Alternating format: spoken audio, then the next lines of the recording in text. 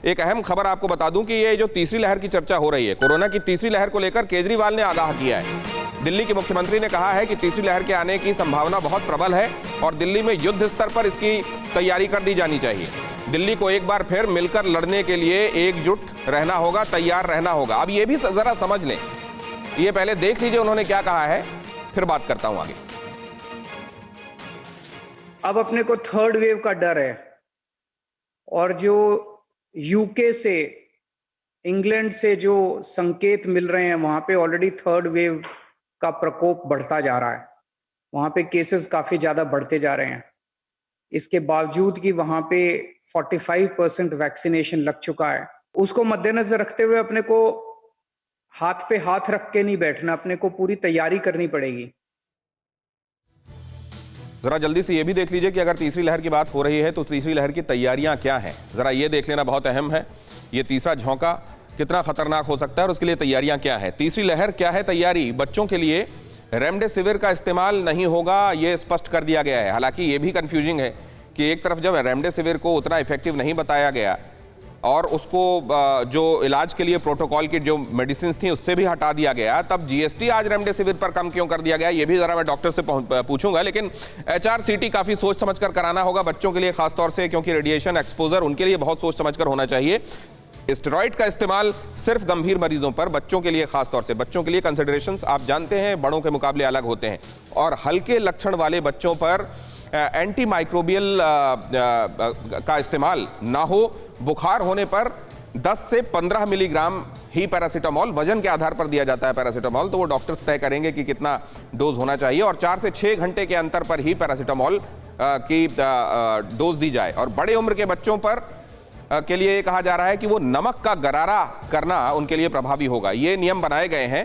गंभीर लक्षण वाले बच्चों के लिए कुछ अलग तय किया गया है। उनके लिए तय किया गया है कि उनको ऑक्सीजन थेरेपी दी जाएगी। ये भी तय किया गया है कि 12 से जो बड़े बच्चे होंगे उनके लिए 6 मिनट वॉक टेस्ट कराया जाएगा। सैचुरेशन 94% से कम होने पर ही उनको इलाज के लिए दाखिल कराया जाएगा। और तीसरी लहर के ही संदर्भ में यह भी समझ लेना जरूरी है कि कोरोना पर गठित मंत्रिमंडलीय समूह सक्रिय है। बच्चों के लिए दवाइयां, वैक्सीन, इन पर बड़ी तेजी से काम हो रहा है। सभी जिला अस्पतालों में ऑक्सीजन प्लांट पर काम तेज हो गया है। पीएम केयर्स फंड से 551 ऑक्सीजन प्लांट बनाए जा रहे हैं और नेजल समेत 3 नई वैक्सीन पर ट्रायल का काम चल रहा है। नेजल मतलब वही जिसको आप नाक में स्प्रे के तौर पर लेते हैं। बहरहाल, राज्यों में तीसरी लहर की तैयारी क्या है, जल्दी जल्दी वो भी देख लीजिए। दिल्ली में आज 9 अस्पतालों में 22 ऑक्सीजन प्लांट शुरू हुए हैं और इसीलिए कहा जा रहा है कि अब हम कमर कस चुके हैं। कुल 27 इस तरीके से ऑक्सीजन प्लांट अभी तक ऑपरेशनल हो गए हैं, ऐसा कहा जा रहा है। और जुलाई में और 17 ऑक्सीजन प्लांट लगाने का दावा किया जा रहा है। बच्चों के लिए 6 कोविड सेंटर भी यहां बनाए जा रहे हैं। दिल्ली में 5 नए अस्पताल तैयार किए जा रहे हैं। चीन से 6000 ऑक्सीजन सिलेंडर आयात किए गए हैं, ऐसी बात भी सामने आ रही है। और महाराष्ट्र में तैयारी क्या है?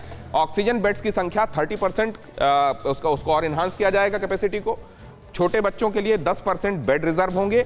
300 चाइल्ड स्पेशलिस्ट डॉक्टर्स की नियुक्ति की जा रही है। 1100 नई एम्बुलेंसेस खरीदी जा रही हैं।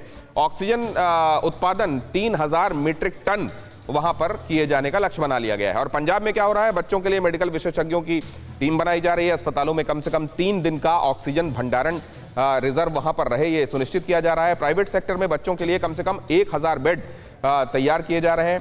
यूपी भी कमर कस रहा है। हर एक मेडिकल कॉलेज में बच्चों के लिए 150 बेड अलग बनाए जा रहे हैं। बच्चों के लिए मेडिसिन किट घर घर पहुंचाए जाने का भी प्रोविजन है। सभी मेडिकल कॉलेजेस में पीकू, बच्चों के लिए जो इंटेंसिव केयर यूनिट हैं, paediatric intensive care units, Piku और नीकू बनाए जा रहे हैं नेसेंट्स के लिए, जो मतलब नवजात बच्चों के लिए भी।